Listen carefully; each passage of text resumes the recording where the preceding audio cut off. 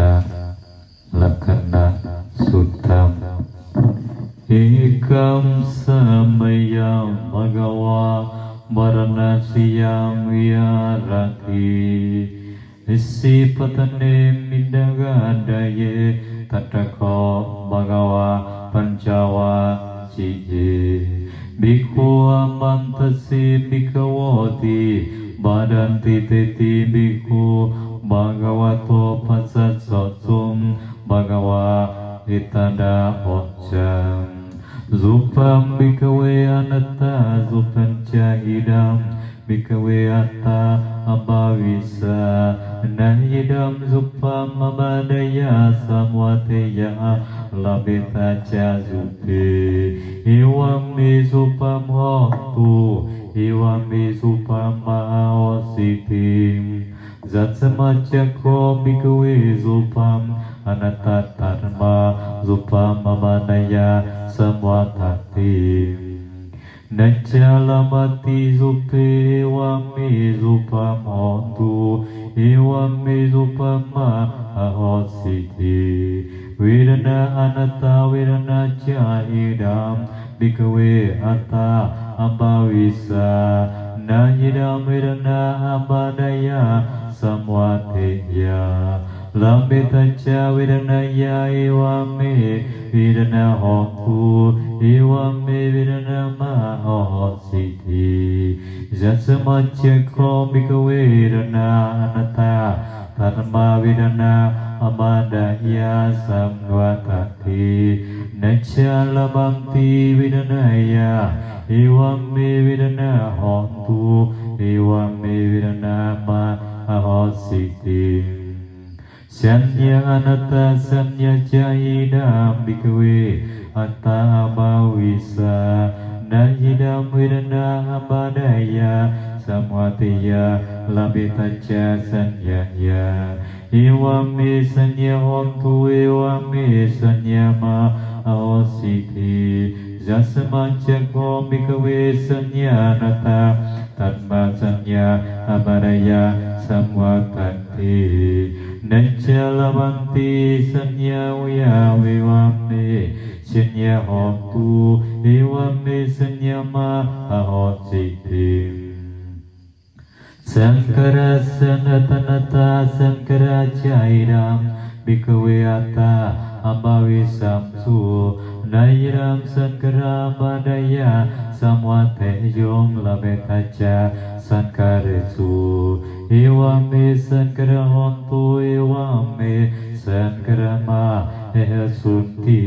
Jatsamacako bhikkhave sankara anatta tanma sankara abadaya samvatanti Nacalamati sankaresu Iwami sankara hontu Iwami sankara mahesunti Vinyana manata vinyanan caidam Bhikkhave atta abhavisa Nahidam vinyana abadaya samvateya Labita ca vinyane Iwami vinyana hontu Iwami vinyana mahositi Yasamacako bhikkhave vinyana anatta Tarma vinyana abadaya Ya samvatanti Nacalamati vinyane Iwami vinyana hontu Iwami vinyana mahositi Tam kim manyata bhikkhave Lupam niccam wa anicamti Anicam bhante Yam pana niccam dukkam wa tam sukham wati Dukkam bhante Yang pana niccam dukkam viparina Manamam kalam utam sama nupasitum Itam mama isohamasmi Isome atati no hitam bhante Vedana sanya sankara vinyanam niccam wa anicam wakti anicam bhante Yang pana niccam dukkam watam sukham wakti dukkam bhante te yang panalica dukam viparinamananam adamam kalam nutam samanupasikum itam nama isahama semi isome atati no hitam bante tanmahit tanmatiha bikawe samkinci Supamatitana Pacupana macatamwa paidawa olarikam wa sukumam wa hinam wa panitam wa yang dure santikewa sanbasupam nitam mama nisohama semi nam nisohatati iwam mitam jatamutam sama Panyayanatamam Yakacividana atitanaga Actacupana Acatamwa bahidawa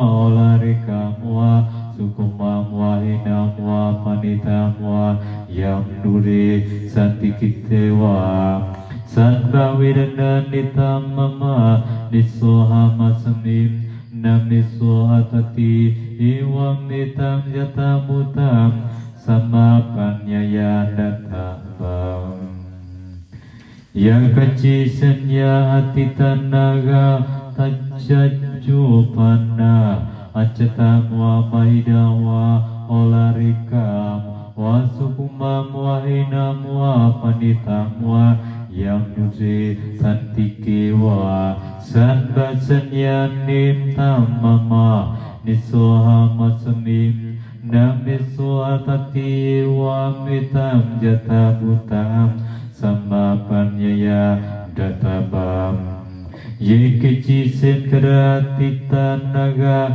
tatacupana acatamwa mahidawa olarikam Wasukumam wa inam wa panitam wa yang yusetan tikiwa sanbesen keranitam mama nisohama semi namiso atati iwam mitam jatamutam samapanyaya databam yang kincinya namit atitanaga tapecapam Acatam wa bahidawa olarikam wa sukumam wa hinam wa panitam wa yang dure tantitike wa satbawin yanam nitang mama niswa masamim namiswa atati iwam nitam zatamutam samapanyaya databam Iwan pasam bikawe sutawa Arya sawako Zupa senimpi nibindati Vidayan yapi nibindati Sanya yapi nibindati Sankare supi nibindati Vinyana sinimpi nibindati Nibindang wirajati Virga vimusati vimutasmim Vimutamiti Nyanam honti Hina jati usitam brahmacayam Katam karaniyam Naparam natya tayati panjana titim Idama wajam bhagawa atamana pancawa Sisa biku bhagavato Masita abinandung Ismart minca panawiya Karana semim Manya Manna mani Pancawai janam Bikuna manu padaya Esawehi Citani vimu Simcukti Sandu Sandu Sandu Kinh bunga tuồng một thời Thế Tôn ở Varanasi Balana tại Isipatana chư tiên đoạn xứ vườn lộc huyện. Ở đây Thế Tôn nói với đoàn 5 vị tỷ khưu: này các tỷ khưu, thưa vâng bạch Thế Tôn, tỷ khưu ấy đáp lời Thế Tôn. Thế Tôn nói như sau: sắc này các tỷ khưu là vô ngã. Này các tỷ khưu, nếu sắc là ngã, thời thắc không thể đi đến bệnh hoạn và có thể được các sắc như sau. Mong rằng sắc của tôi là như thế này, mong rằng sắc của tôi chẳng phải như thế này. Và này các tỷ khưu, vì sắc là vô ngã, do vậy sắc đi đến bệnh hoạn và không thể có được các sắc. Mong rằng sắc của tôi như thế này, mong rằng sắc của tôi chẳng phải như thế này. Thọ này các tỷ khưu là vô ngã. Này các tỷ khưu, nếu thọ là ngã, thời thọ không thể đi đến bệnh hoạn và có thể được các thọ như sau. Mong rằng thọ của tôi như thế này, mong rằng thọ của tôi chẳng phải như thế này. Và này các tỷ khưu, vì thọ là vô ngã, do vậy thọ đi đến bệnh hoạn và không thể có được các thọ. Mong rằng thọ của tôi như thế này, mong rằng thọ của tôi chẳng phải như thế này. Tưởng này các tỷ khưu là vô ngã. Này các tỷ khưu, nếu tưởng là ngã, thời tưởng không thể đi đến bệnh hoạn và có thể được các tưởng như sau. Mong rằng tưởng của tôi như thế này, mong rằng tưởng của tôi chẳng phải như thế này.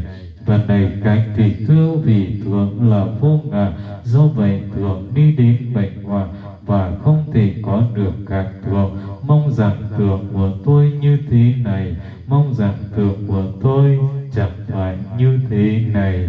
Các hành là vô ngã. Này các tỷ khưu, nếu các hành là ngã, thời các hành không thể đi đến bệnh hoạn và có thể được các hành như sau. Mong rằng các hành của tôi như thế này, mong rằng các hành của tôi chẳng phải như thế này. Và này các tỷ khưu, vì các hành là vô ngã, do vậy các hành đi đến bệnh hoạn và không thể có được các hành. Mong rằng các hành của tôi như thế này, mong rằng các hành của tôi chẳng phải như thế này. Thức là vô ngã. Này các tỷ khưu, nếu thức là ngã, thời thức không thể đi đến bệnh hoạn và có thể được các thức như sau. Mong rằng thức của tôi như thế này, mong rằng thức của tôi chẳng phải như thế này. Và này các tỷ khưu, vì thức là vô ngã, do vậy thức đi đến bệnh hoạn và không có thể được các thức. Mong rằng thức của tôi như thế này, mong rằng thức của tôi chẳng phải như thế này. Này các tỷ khưu, các ông nghĩ thế nào? Sắc là thường hay vô thường? Là vô thường, bạch Thế Tôn. Cái gì vô thường, khổ hay là khổ, bạch Thế Tôn? Cái gì vô thường, chịu cái khổ chịu sự biến hoại, có hợp lý chăng khi nói cái ấy là cái này là của tôi, cái này là tôi, cái này là tự ngã của tôi? Thưa công bạch Thế Tôn, thọ tưởng các hành thức là thường hay vô thường? Là vô thường, bạch Thế Tôn.